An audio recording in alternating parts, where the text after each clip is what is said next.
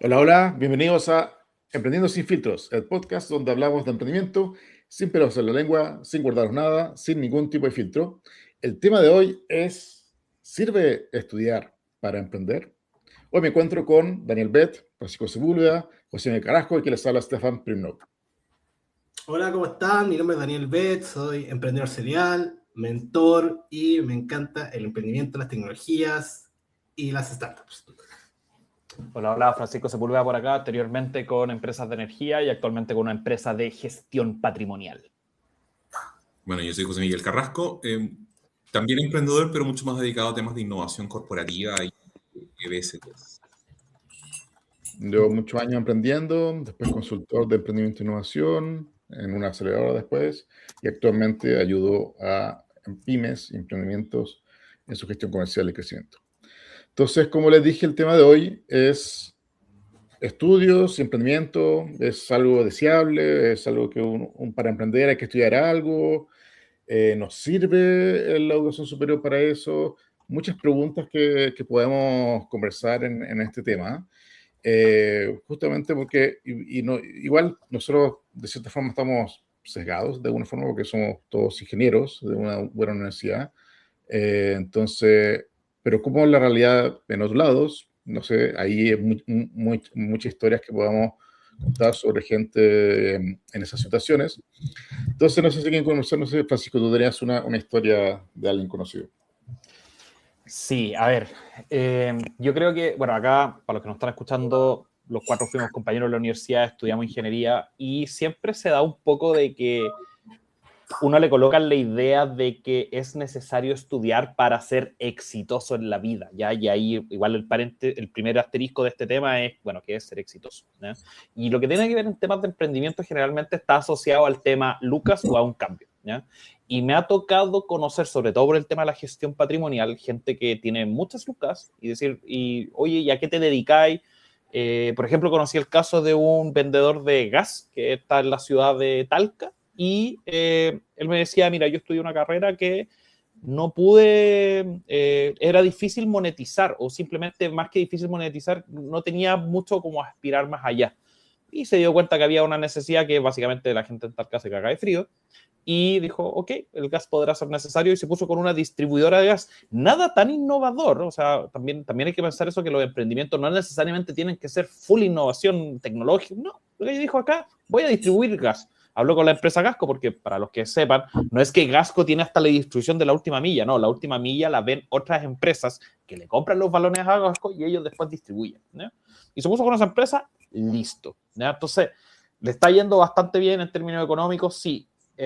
Ahora la pregunta es si hubiera mejorado eso tal vez con otro tipo de estudios, no lo sabemos, porque cuando uno estudia, generalmente uno se empieza a poner ciertas barreras, y ahí JM te doy el paso, porque uno tiende a ser medio perfeccionista, se crea sistemas mentales que en el emprendimiento pocas veces funciona, porque el sistema que uno tiene en el emprendimiento tiene que ir cambiando a cada rato. En algunos capítulos anteriores mencionamos que, por ejemplo, el tema del sistema de venta. El sistema de venta cambia siempre. El año pasado lo cambió toda la semana. Entonces, es distinto cuando uno estudia una carrera, es como, este es el sistema que hay que usar, y uno como que se queda con esa idea. Y claro, cuando uno es empleado, ese sistema funciona. El tema es que cuando uno es emprendedor, ese sistema tienes que aprender a romperlo, y podría ser una barrera mental, barrera entre comillas, si es que uno no sabe abordar esa diferencia. Y ahí, claro, el estudio formal podría decir que es una limitante entre comillas. No estoy motivando a que no estudien. De hecho, estudiar sirve mucho porque te ayuda también a ser flexible con la cabeza, por ejemplo, cuando uno estudia matemática, pero de repente uno tiende a rigidizarse mucho, y ahí eso es un problema. Claro, es que yo creo que aquí hay que abrir el tema en hartas directrices. En general, y voy a partir desde los emprendimientos más simples. En general, el tipo con plata en cualquier comunidad es el que era el dueño del mini market o el supermercado. Y eso en general no requiere mucho estudio, o sea, al final requiere que tú seas ordenado, por lo tanto no gastes la plata mal y logres hacer un intercambio. Entonces, es lo que suele ocurrir que, bueno, hay dos fenómenos en esto, dentro de los dos fenómenos, Y el primero es que hay muchos estudios que te están empezando a decir que la gente más inteligente, con más nivel de... No, digamos la gente más inteligente en una primera instancia. Le va mejor cuando trabaja para alguien. ¿Ya? ¿Y por qué? Porque tienen un pensamiento algorítmico mucho más estructurado en enfocarse a problemas. Y trabajar para alguien te blinda de otras circunstancias. Por lo tanto, hay una jefatura que define objetivos, hay un proceso ordenado, entonces la gente más inteligente suele ser mucho más efectiva trabajando para alguien que emprendiendo por su cuenta. Eso por un lado. Eso tiene que ver con estudios. Suele haber una correlación porque solemos decir que la gente inteligente es la que tiende a estudiar más. Y por lo mismo le gustan ciertos set de reglas. Y el problema que tú tienes cuando hay un set de reglas predefinido es que ese set de reglas, como ya está definido, ya no genera ganancias significativas para todos. Entonces, si todos sabemos cuáles son las reglas para ganar, para tener una estructura, todos las siguen y por lo tanto rentan menos. De hecho, es un poco también por lo mismo, porque ahora los títulos universitarios valen menos, porque bueno, ya antes, hace 100 años, nadie era universitario, ahora todos lo son, entonces de manera natural como que estas cosas valen menos. Eso por un lado, porque qué es lo que significa un poco estudiar y cómo esto se disminuye. Esto es lo más tradicional. ¿Qué ocurre, sin embargo, y dónde te empieza a convenir tener un cierto nivel de estudio? Claramente cuando estás haciendo emprendimientos de más complejidad y de más tecnología. ¿Por qué? Porque no es solamente ver una oportunidad de negocio, sino aterrizarla a una serie de reglas, regulaciones, estructuras, procesos formales que existen y que limitan la posibilidad de que un emprendimiento se lleve rápido. O sea, podrías pensar, bueno, si un emprendimiento puede ir rápido a mercado, tal vez no necesite tanto estudio. Si un emprendimiento se demora mucho en llegar al mercado, es probable que yo necesite mucho estudio.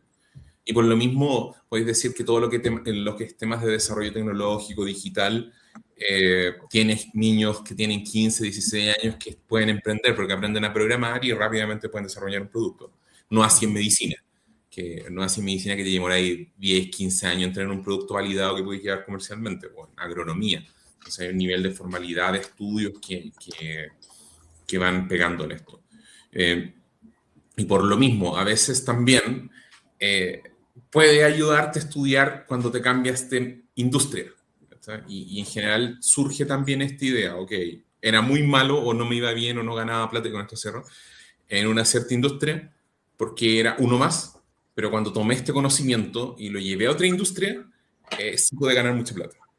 No sé, yo tengo el caso de un tipo que era ingeniero eléctrico y se dedicó a vender papas fritas. Ganaba 7 veces más que lo que ganaba como ingeniero eléctrico. Entonces, sí, pero papas fritas, ¿para qué estudié ingeniería eléctrica? Entendí los procesos de otra forma y por lo tanto, como los entendí de otra forma, podía agregar valor que normalmente una persona que se dedica a hacer papas fritas no lo habría hecho. Podía innovar, básicamente. Es como el torta del país de los ciegos. Así es. Veis conocimiento, ves procesos y conocimiento que otros no tienen. Y de hecho, a veces te conviene hacer esos saltos cuando estás medio entrampado en tu carrera, diría yo. Sí. A mí me pasa a propósito de eso, de llevar como conocimiento de una disciplina a otra. Por ejemplo, el mundo de las leyes. Para mí el mundo de las leyes es papel, es notaría, es anacronismo, es siglo XIX, faxes. Eso es para mí como un poco el tema leguleyo. Cuando me mandan una notaría yo sufro, así de verdad. O tengo que hacer un trámite al banco, sufro. Y la cosa es que me he dado cuenta del mundo digital que llevar procesos digitales, el mundo de las leyes son procesos, siempre son procesos, y son bien marcados, es bien interesante. Y llevar para allá, tú te convertís en el país de los ciegos. Es impresionante cómo puedes disrumpir esa industria con un poquito de tecnología digital. Es impresionante. Oye, yo quería también referirme un poco, yo hago la separación entre conocimiento y certificación de que tú tienes ese conocimiento. ¿Ya? Y para mí, eso, y lo otro también, yo desde el lenguaje construye realidad, para mí uno no estudia una carrera, uno estudia una profesión y luego construye una carrera en torno a esa profesión. Ya, sí, me parece. Ok. Oye, ¿por qué se están atacados? Esto es como, son cosas mías. Están así como, ya, ok, te lo sé. Oye, después andan diciendo que yo me robo la idea. Pues se la roba, tengan cuidado. No me la robo. Oye, bueno, me las apropio y las transformo. Las mejora, las mejora. Oye, ya, y la cosa es que en el mundo del emprendimiento, por lo menos, a mí me ha pasado dentro de las mentorías, por ejemplo, que de repente llegan los proyectos y me dicen, oye, estamos buscando contratar a un computín y mira, y estudió en tal parte, y hizo tal cosa. Y yo le digo, ¿sabéis qué? En el mundo de la computación, donde hayas estudiado, que te da señales de qué tan bueno puede ser por el tema de la estructura, los procesos que tiene internamente esa persona que desarrolló adquiriendo ese conocimiento, pero en realidad yo les digo, fíjense más en lo que ha hecho, como qué cosas ha hecho y son como demostrar. Por ejemplo, en el mundo de la computación, yo siempre digo, mira, si tiene cuenta en GitHub y tiene estrellitas en sus proyectos en GitHub, ese es un buen elemento para contratar en un emprendimiento. ¿Por qué? Porque pasa que, y no es tanto el título, no es tanto si es ingeniero en ciencias de la computación y la cacha de la espada, o sea, estamos hablando para un requerimiento que es básico de programación. Ahora, si tienes que desarrollar una inteligencia artificial con redes neuronales y machine learning, ahí empiezas a fijarte como en cosas más específicas, pero para mí, el tema de adquirir conocimiento es una constante y otra cosa es la certificación de que tú tienes ese conocimiento. Que para mí, por ejemplo, las instituciones educacionales como universidades, centros técnicos, son certificadores que tú tienes ese conocimiento, aparte de que lo entregan y que te forman en eso. Pero, pero ahora, con el acceso a la información que hay desde YouTube, desde podcasts como este, el tema, tú puedes aprender cosas constantemente y eso es muy bueno, porque pasa que no estás limitado a que alguien te enseñe, a que una institución formal con certificación te enseñe para tú aprender algo. Y eso también está la autodidaxia, que creo que también es muy importante, que cualquier emprendedor que quiera tener éxito tiene que dedicarse tiene que ser autodidacta en cierto grado. Es parte de ello. Ya, la cara de José Miguel ahí la estoy mirando, está con cara de duda. No, pero perdón, Estefan, una cierta candidata rectora actual, no voy a decir quién, pero o que hacía clase en Bochef, alguna vez hablaba de la escolaridad y de la asistencia a clases. Y nosotros le decíamos, sí, es súper importante. Y nos mira y decía, sí, ustedes dicen eso, pero nunca van a clase. Y parte de eso es, a ver, un rol relevante de la universidad, y aquí sí tal vez uno puede hacer una discriminación, es el tema del efecto par. O sea, a ver, ¿dónde están los tipos más motivados para emprender y para desarrollar tecnología en Estados Unidos? Tú podéis contar 4 o 5 universidades. Podéis decir Stanford, podéis decir MIT, podéis decir Harvard. ¿Cachai? No se te ocurre, no sé, la Universidad de Samoa Occidental. Entonces, a ver, yo voy a separar la universidad como título y también la voy a separar como proceso. Y yo creo que también un tema relevante que te da la universidad es el proceso de compartir con personas que tengan una mentalidad activa o similar a la tuya que te mueva a hacer cosas. Ese es como el proceso educativo. Y ahí uno puede establecer ciertas diferencias entre ciertas universidades y otras, y ahí hay un problema de desigualdades interno que podéis hablar, etcétera. Me puedo poner todo lo político que quiera, pero no, la universidad en sí mismo, y ahí me voy por qué te miraba raro, porque la universidad va más allá de un tema de certificación misma, ¿sabes? Porque te entrego un diploma, pero adicionalmente que tenemos el tema de que como se genera conocimiento en las universidades, eso también te da la opción de capturar nuevas ideas. De hecho, a ver, puedes emprender y puedes ser exitoso sin universidad, y aquí también algo que había comentado afuera del video, sin universidad, y probablemente las ideas que desarrolles van a ser muy simples. De hecho, si tú ves los principales millonarios que podéis tener en Chile, que la gran mayoría no tiene educación, vas a ver que los negocios que tienen son negocios muy simples, pero en alto volumen. O sea, vender tomates, ¿cachai? Vender gas, ¿cachai? Son cosas que no requieren alta ciencia, etc. Sin embargo, claro, ¿qué te lleva a la universidad? Te lleva a hacer un trade-off. Tú dices, voy a desarrollar negocios de mayor complejidad, o tal vez me lleve el riesgo de desarrollar negocios de mayor complejidad que van a tener un mayor retorno. Ese es como el trade-off que uno hace o que debería hacer entrando a la universidad. Tal vez el mal negocio es entrar a una carrera muy compleja, terminar un doctorado en muy avanzado y después dedicarte a tener la mejor frutería de la Vega, ¿cachai? Tal vez ahí ya te equivocaste. Pero pasa. Pero puede pasar, no, espero que no pase, ¿cachai? No digáis que pasa, pero uno espera que no pase porque ahí finalmente tú decís, bueno, prioricé muy mal mi vida. Pero está ese trade-off por un lado y por el otro lado, que ahí perdí el hilo de la idea, está... No, perdí el hilo de la idea, me desconcentraste, Daniel. Pero no me voy a robar tu idea, así que dila. No, me asusta ahora, me asusta con el tema del rollo. No, está el tema de, claro, sobre estudiar. Y aquí va. Y el otro tema es que, bueno, a veces tú quieres resolver un problema y la universidad, como te entregó muchas herramientas, tú tienes la idea de hacer un overfitting. O sea, ok, algún problema que se resolvía, no sé, comprando un cuaderno, tú inventáis una aplicación que funciona a touch, etc. Entonces, también hay un tema con estudiar mucho que es de creer que a la gente le importa que estudiaste mucho. Quiero hacer un paréntesis cultural sobre eso que menciona José Miguel sobre el overkill de ciertas ideas, así como que yo me he topado de repente unos proyectos así de vamos a hacer una app de software con inteligencia artificial, la cuestión, ¿para qué? Para abrir la puerta. Y es como, no, por favor. O sea, estoy poniendo un ejemplo, pero a lo que voy es como sobrecomplicar. A veces esto como que, y esto también pasa, cuando uno tiene muchos estudios y como que conoce mucho, tiene mucho conocimiento, como que de repente te pasáis varios pueblos de cómo tenéis que hacer las soluciones.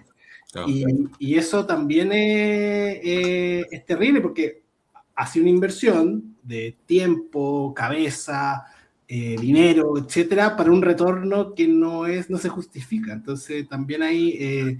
me gusta mucho ese acrónimo KISS, Keep It Simple and Stupid. Yo creo que uno debería tatuárselo en la piel y tenerlo frente así como siempre, porque qué manera de uno... Yo me ha pasado, me suele complicado a veces con cuestiones súper idiotas y después miro y digo, ¡ay, que era imbécil! ¿Cómo es tan imbécil de equivocarme como overkill, ¿cachai? Como suele complicarme con eso. Me pasa. El ego intelectual.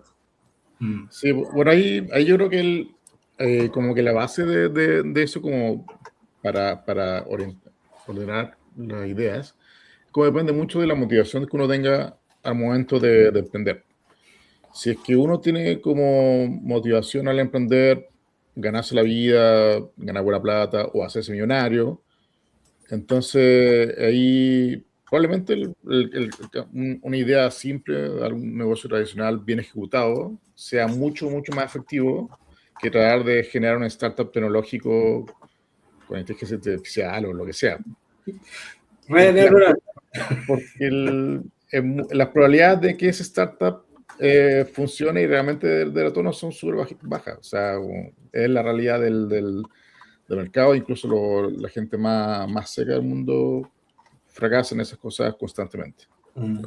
Entonces, pero si es que uno quiere emprender por resolver un problema que encuentra complejo, interesante, que vale la pena que se haga, entonces es otra cosa y ahí sí es más interesante. Y en ese caso, el estudiar en la universidad o estar en una buena universidad, buena carrera, sí sirve porque uno, como lo dijo José Miguel, uno se rodea de gente que está en la misma parada del aprender, de generar conocimiento, etcétera, que después uno puede implementar en generar tecnología. Ahora, lo que quería mencionar es también otra cosa que dijo Daniel, es sobre el tema de las certificaciones. Entonces yo me voy a enfocar y ahí me voy sin filtro. Lo que son todos estos temas de diplomados y magíster y temas que son en innovación y emprendimiento. Ah, ¡Vamos, vamos! Ya, Dilo.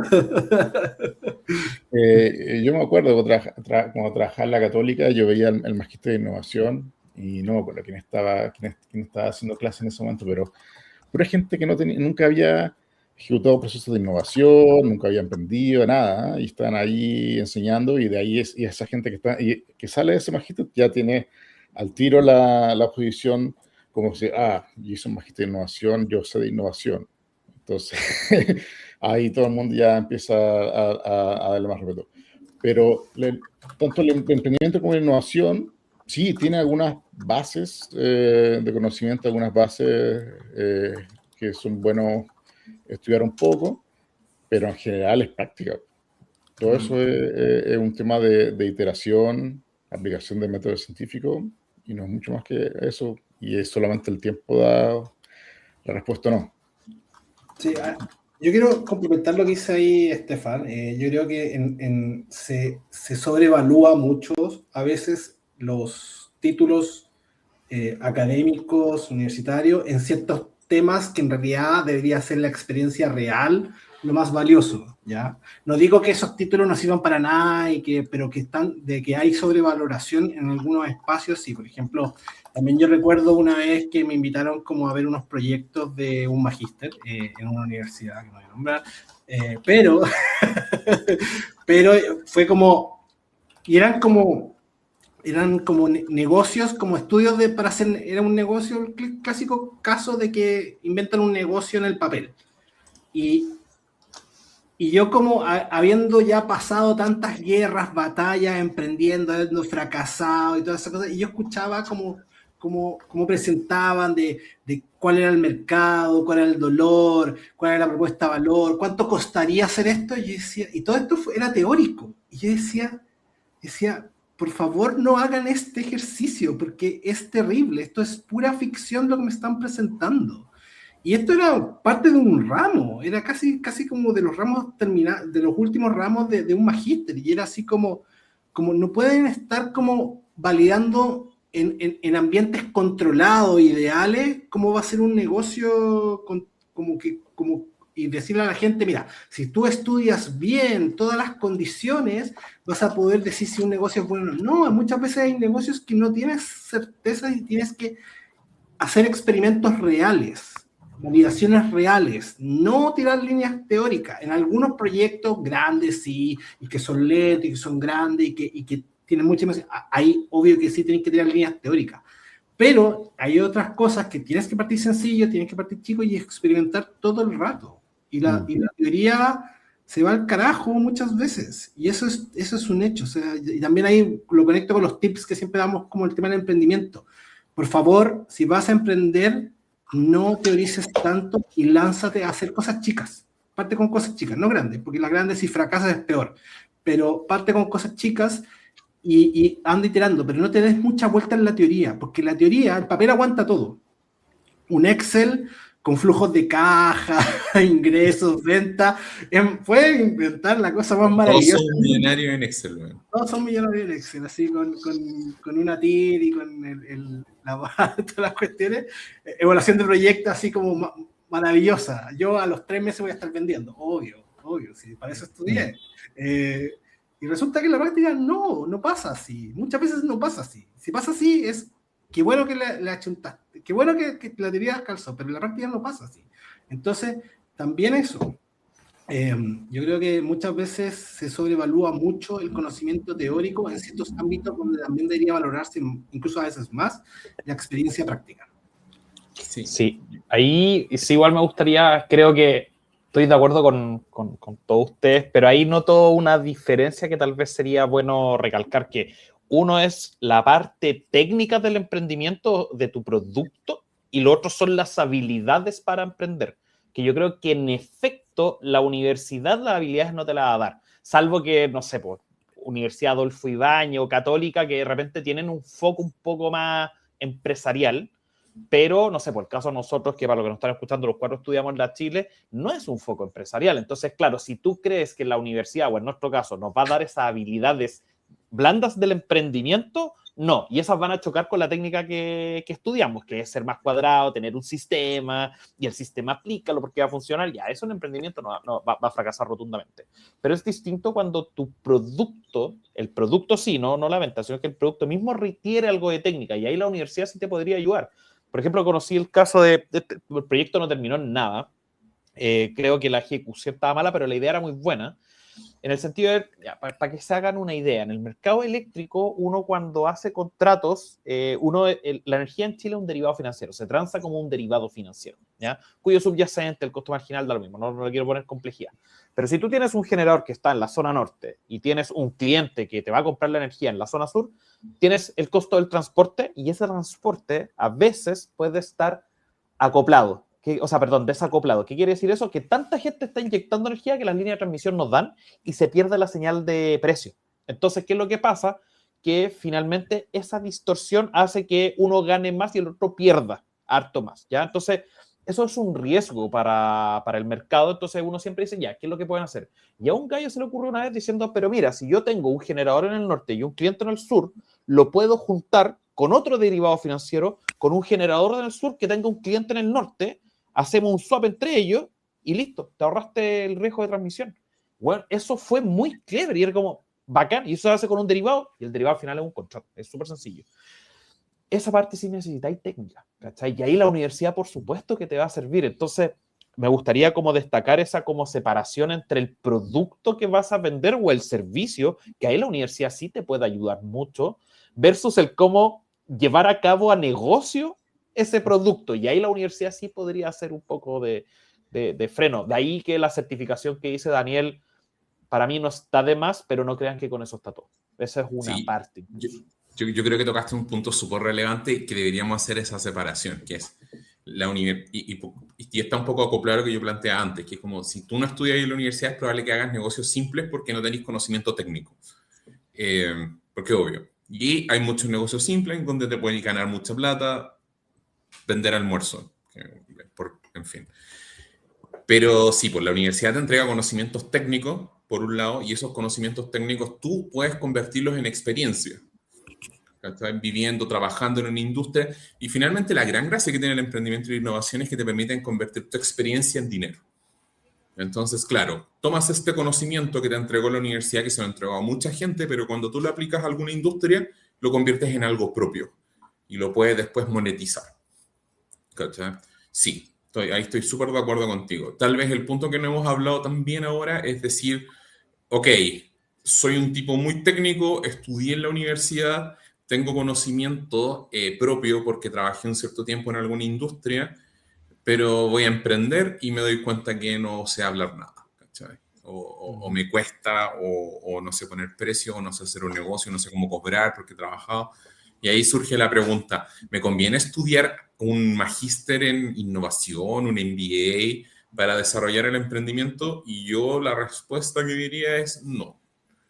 Por todo lo que hemos ido hablando de que finalmente mucho de esto va más asociado a entender teoría de negociación, teoría de precios, pero cuando uno va y tiene su primera negociación y te sientan y te hacen bolsa, ¿cachai? Esa experiencia vaya a tener que vivirla. Entonces estás obligado a ir viviendo, experimentando ese proceso y no te queda otra que hacerlo. El magíster no te va a ayudar. Y de hecho, por lo menos en el área de innovación, la mayor cantidad de gente que estudia magíster de innovación es para dedicarse a cosas de gestión de innovación que no tienen nada que ver con innovación. O sea, estar en oficinas de licencia, ser encargados de innovación en algún instituto, en alguna universidad, dar clases de innovación, pero ninguno innova per se. Muy pocos en esa cuestión. Yo quiero tocar otro punto también que tiene que ver con esto de los estudios profesionales y tu título, y el tema es cómo lo ejerces. Que eso también es un tema que a mí a veces me da un poco de pena, porque pasa que siento que muchas personas se frustran porque ellos entienden que si estudiaron, no sé, profesionalmente enfermería, tienen que trabajar como con enfermos y atendiendo enfermos, y como en el modelo clásico de ser un enfermero o una enfermera. Y cuando no lo hacen, o no les resulta porque el mercado está saturado, etcétera, etcétera, como que sienten que fracasaron. Como que, y ahí es como, a mí me da un poco de pena, porque en el fondo es como, vuelvo al tema de, tú estudias una profesión, pero tú decides cómo construir tu carrera profesional. Y no necesariamente tienes que, y esto es como una invitación también a como abramos nuestras mentes. Ay, me salió de voz radial. O sea, supongo que me escuché. Pero bueno, la cosa es que como que las personas como que entiendan que si no pueden ejercer el modelo clásico esperado para esa profesión que estudiaron, no es el fin del mundo.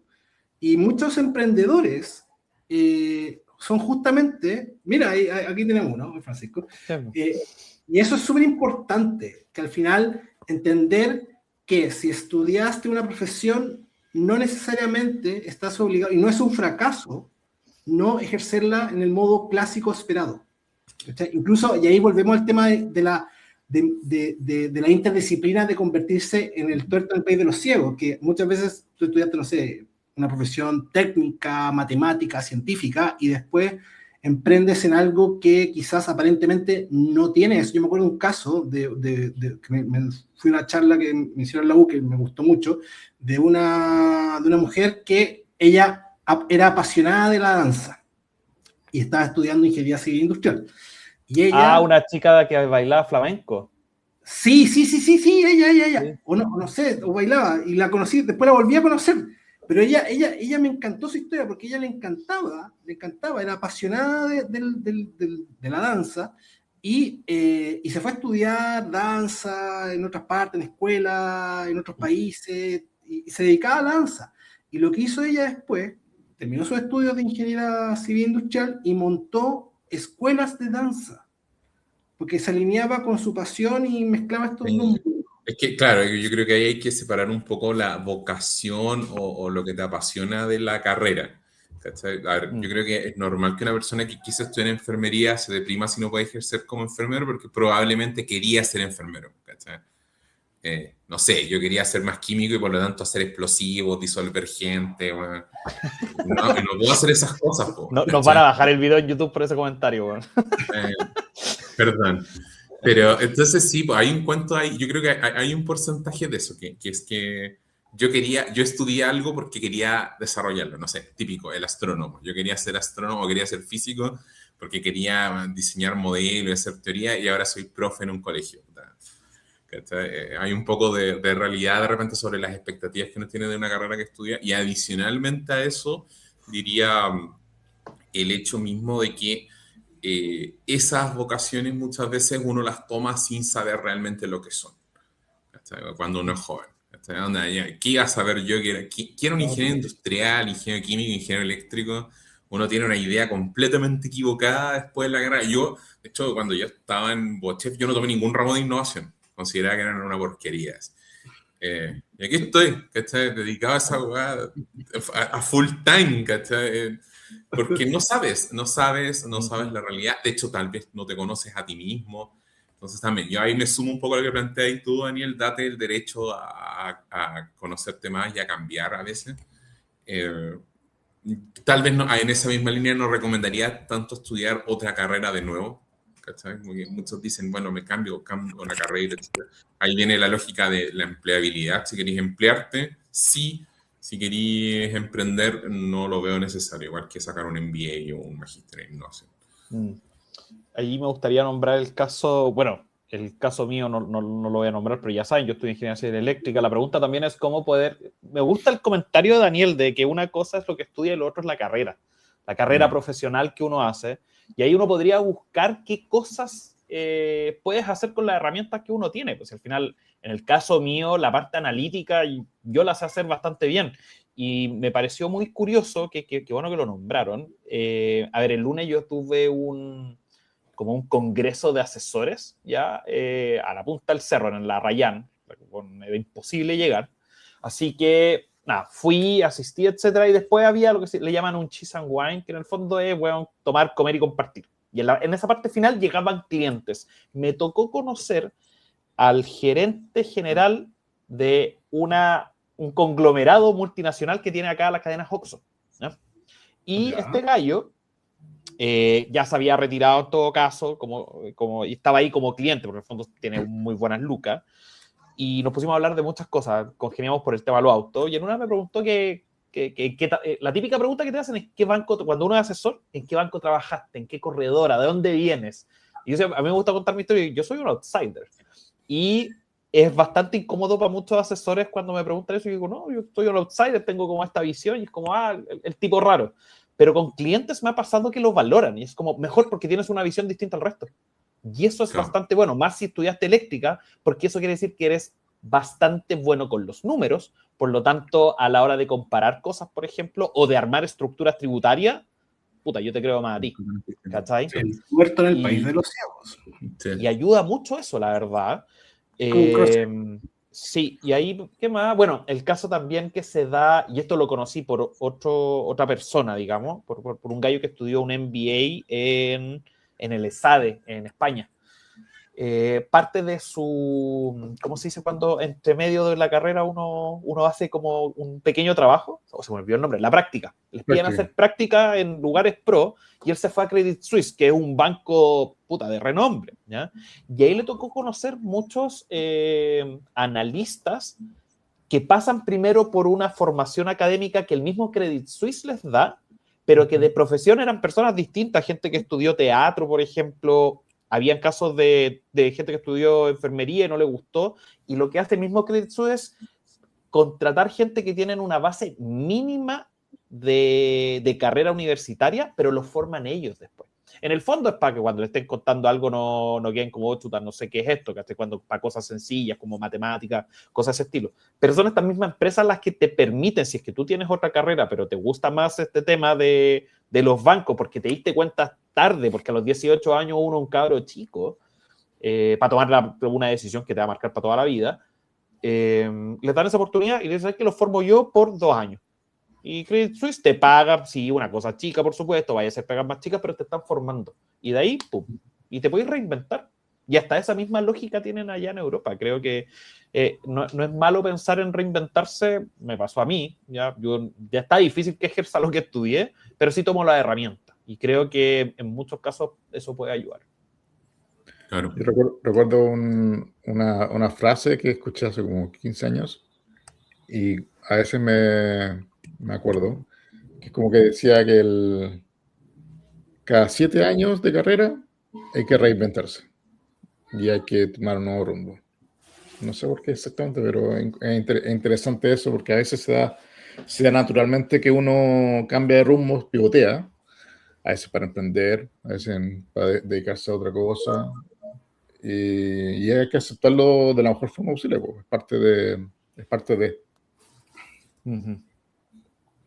Yo creo esto que hablamos de cómo reinventarse, yo creo que es como una invitación a todos los que nos escuchan, que están como en esta etapa, como que lo hablamos en unos capítulos, el tema de la cesantía, que han tocado puertas, presentado sus credenciales, sus cartones, y decirle, oye, de repente te puedes reinventar con tu conocimiento técnico, con tu experiencia en áreas donde eres el tuerto del país de los ciegos. Y disrumpir quizá, y puedes llevar cosas como, no sé, estructura, formas de análisis, formas de revisar las cosas, etcétera, a un espacio donde usualmente no se hace así. Y con eso podéis tener una ventaja competitiva. Claro. Entonces, el premio en emprender está en actuar, no en tanto saber, sino en actuar. O sea, tú sabes por tu experiencia, pero tienes que actuar. Y ahí es donde están las lucas. Y hay muchos negocios que son rentables, pero que no son sexy. Por ejemplo, todo lo que es basura, todo lo que es reciclaje, qué sé yo. Ahora tal vez está mucho más formalizado, pero no me imagino a alguien que esté pensando, ¡ay, qué rico trabajar con la basura, coordinar los camiones! Bien. No, o sea, hay cientos de negocios y ciertas de oportunidades que quedan descartadas. Y de hecho, cuando uno evalúa emprendimiento, tú te das cuenta también que la gran parte de los emprendimientos que postulan a fondos van a ciertos nichos que son, en general, los nichos más como visibles, más populares, que sé yo, retail, finanzas, turismo, pero hay un montón de nichos desatendidos donde todavía hay oportunidades, donde hay muy poca gente que se mete, que todavía son muy poco profesionales. Y que por lo mismo, como son pequeños o no son reconocidos, pueden ser gigantes, hay poco conocimiento, etcétera, no vas a encontrarlos en una formación universitaria adicional, que tiende a ser más masiva, tiende a ocupar las cosas como más de moda. De hecho, por eso hoy día veis tantos programas con data science, ya eso ya pasó de moda, pero con IA, con cripto, porque las universidades mezclan, bueno, innovación también, las universidades mezclan este conocimiento antiguo con la necesidad de vender cosas nuevas. Ahí se tienen programas que están medio desacoplados te meten conocimiento viejo pero con un nombre nuevo. Los programas de innovación muchas veces son programas de gestión muy antigua, que ahora se actualizan con algunos papers, algunas documentaciones, lo mismo los MBA, lo mismo de repente los programas de Data Science, que son de modelamiento más matemático, qué sé yo.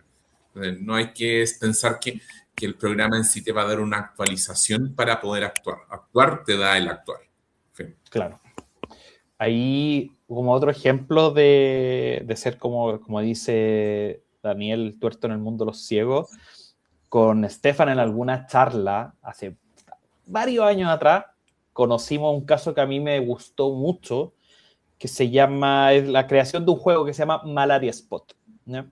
Malaria Spot es un juego que nace a partir de la pregunta de cómo ayudar a detectar la malaria en países donde esto es un problema grave, ¿ya?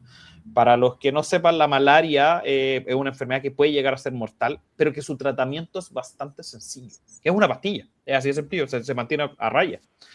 El tema es que hace muchos años atrás, el gran problema era que cuando iban las ONG, fundaciones, lo que sea, a ayudar a estos países para el tema de la detección de la malaria, lo que hacen es exámenes de sangre, pero esos exámenes los mandaban a un laboratorio que se demoraba, bueno, a la mierda del mundo, meses en tener el resultado, ¿ya?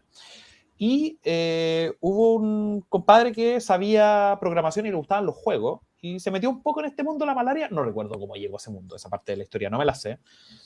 Y se empezó a hacer la pregunta cómo poder ayudar. Pues, como ya veamos el proceso. Y empezó a preguntar ya, ¿cómo se detecta la malaria en temas de tiempos cuando no existía la inteligencia artificial?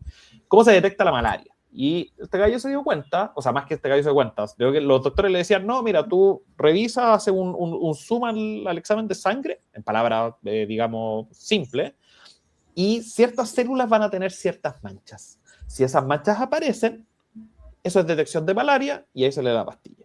Y el compadre dijo, ya, pero detectar manchas en una imagen no es peludo, ¿cachai? Lo podéis programar. Y en ese tiempo se le ocurrió algo mejor, que fue crear un juego que se llama Malaria Spot, lo pueden buscar, malariaspot.org, que lo que hacen es subir imágenes camuflados con un juego que es para detectar cosas y donde los niños pueden jugar. Entonces toman muchos niños por muchas partes del mundo, o también adultos, juegan a buscar estas manchitas. Y después, cuando no sé de cuántas, no sé, puedo inventar 1000 personas que hayan visto esa imagen y el 98% de las personas detectó exactamente las mismas manchas, para él era un indicio de, ok, ahí hay malaria. Y dijo, ¿cómo lo hago más rápido? Hago un juego en una nube. Entonces después lo que hacía la ONG era tomar la muestra de sangre, mandar la foto y subirla a una nube. Entonces, en vez de estar esperando los viajes, etcétera, lo pusieron ahí mismo, tuvieron que adaptar celulares para hacerlo rápido, lo subieron a una nube, se cargaba, te tiraban una alerta de, oye, esta hay una nueva imagen, ¿quieres jugar? Y la gente jugaba, la respuesta pasó a demorar meses a 5 minutos. Y le podrían pasar el tiro a la pastilla. Listo, resuelto el problema. Un gallo que no era médico, ¿ya? Entonces, no le tengan miedo a reinventarse. El emprendimiento es una bonita forma de hacerlo, pero no descarten, y volviendo al tema principal, el tema de los títulos universitarios, no crean que eso te va a dar todo. Te va a dar la parte técnica, y que bueno, incluso tal vez donde quieren emprender la parte técnica va a ser necesario, ¿ya? Pero como dice como dice José Miguel, la otra parte es actuar, y ahí tienen que hacerlo. Mira, me estaban robando el crédito, hasta ese. Le estaba asignando el crédito a otro, yo no te lo estaba robando. Tiene esfuerzo. Es mi personalidad magnética. Sí, claro. Oye, pero eso es un buen punto, como que el tema de reinventarse yo creo que también es parte de como las skills que uno tiene que tener como emprendedor, como en el fondo esto como de la resiliencia y como de pivotear, girar, ¿cachai? Entonces, pero oye, está bueno eso, me acordaste de la historia de CAPTCHA. CAPTCHA, no sé si conoces la historia de CAPTCHA. ¿Cómo parecía? Incluso el fundador de Duolingo fue el que creó CAPTCHA y después se lo vendió a Google, que se llamaba reCAPTCHA, y con lo que recibió de ahí hizo Duolingo bajo la misma premisa, o sea, venderle servicios a empresas que necesitaban traducción. ¿Cómo lo haces? Con gente que está jugando con Duolingo y hace las traducciones sin que lo sepa. Sí, ahí para que la gente que nos está escuchando, básicamente en los captchas te pasan dos palabras, una que es la que tiene que detectar y la segunda es que igual va a estar correcta, pero tú la vas completando. Entonces, cuando hay documentos, por ejemplo, escaneados que no se leen bien, eso te ayuda justamente a hacer ese cambio. Entonces, claro, uno no se da cuenta y estás trabajando para otro.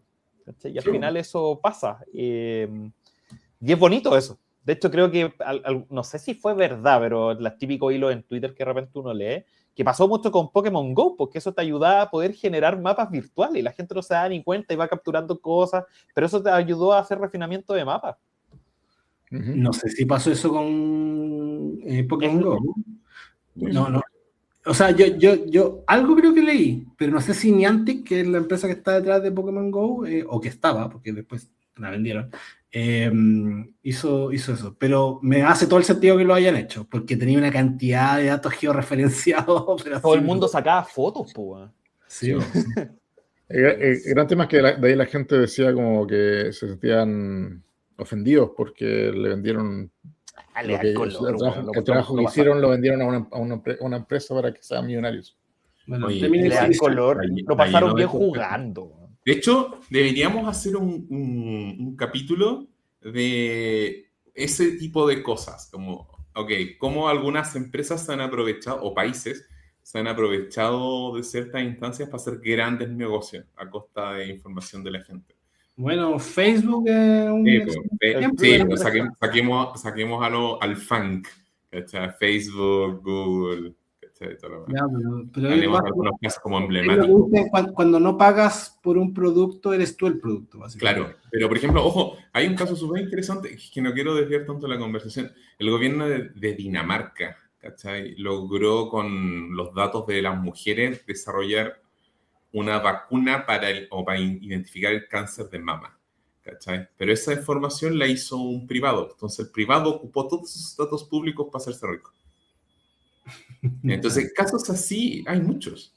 Lo encuentro horrible o éticamente cuestionable, etcétera, pero es también como para conversar. Horrible, weón. Pero bueno, depende de lo que hagas, porque no sé, pues si... Espero que no bajen el video con este comentario, pero ahora que está de moda la inteligencia artificial y hacer videos, claro, si ponís cara de gente famosa haciendo movimientos de dudosa reputación, ya, ahí está mal, pues, bueno, en efecto ahí ya la estoy cagando. Estamos todos llenos de farcas invierte con farcas que... Claro, ahí yo te digo ya, eso sí, lo encuentro totalmente cuestionable, pero el tema de Pokémon Go, ¿qué esperaba? Igual te están entregando una plataforma a jugar. Yo me acuerdo que yo alguna vez jugué esa cuestión, pero lo jugué hace como 3 meses, pero como que había un super Pokémon en una esquina, me pasé el dato con mis colegas en ese tiempo cuando yo trabajaba, y después cachamos que habían como 30 personas en la misma esquina, todos con el celular, estaba a llegar y robar ahí, pues bueno, un lanzazo hubiera sido súper fácil. Pero no podía esperar que después de eso... El ladrón decía, hay que atraparlos ya. Bueno, yo tengo amigos cercanos que juegan eso activamente y de repente planean viajes para que consigan con lugares para capturar un Pokémon. Claro. Ya, pero ¿cachai? Te estáis buscando que ocupen esos datos también, pues, o sea, uno tampoco puede ser tan ingenuo. Hay una cosa que se llaman términos y condiciones que uno siempre dice, sí, los leí, chao, y ahí está todo. Ahí está toda la... O sea, como que me acuerdo, ya, esto también para... Solamente para... Con esto ya cerramos el capítulo porque nos estamos desviando. Pero yo me acuerdo que un tiempo, la gente publicaba en su Facebook como una imagen que era como un texto que decía, al publicar esta imagen con este texto, yo estoy diciéndole a Facebook que no ocupe mis datos privados. Sí. y yo pensaba 2 cosas. Uno, no se leyeron los términos y condiciones de Facebook para estar publicando eso. Y 2, no se imaginan la cantidad de absorción de datos que hay constantemente contigo en Internet y que tú no tienes idea de dónde sacan tanta información. Y pasa. No, y piensa que por hacer un post así, Facebook dice, ya, mira, esta persona hizo un post, así que voy a dejar de... Voy a dejar de ocupar sus datos. Gracias a eso vaya a clasificar más a esa persona, ¿cachai? Paranoico. Se cree cualquier cosa. Claro. Ya pues, buen capítulo, salió entretenido. Para los que nos están escuchando, síganos en las distintas redes, los botones que están ahí por todos lados, YouTube, Spotify, Apple Podcasts. Si tienen dudas, por favor, también escríbanlo. Si tienen comentarios, feliz. Si quieren que invitemos a alguien en particular, genial. O si están atravesando algún problema y que les gustaría que hiciésemos un capítulo así como para abordar su problema, nosotros felices y nosotros felices de ayudar. Sí tengan presente que esto es sin filtro. Si la idea es mala, lo va a recibir. Pero siempre con cariño. La verdad, pero va a ser con cariño constructivo. Eso sí, siempre es cariño. Respetuosamente directo. Chao. Perfecto. Eso. Ya, pues. Estimados, que estén súper bien. Nos vemos en la próxima. Chao. Díganselo, compártelo con quien necesite esto también.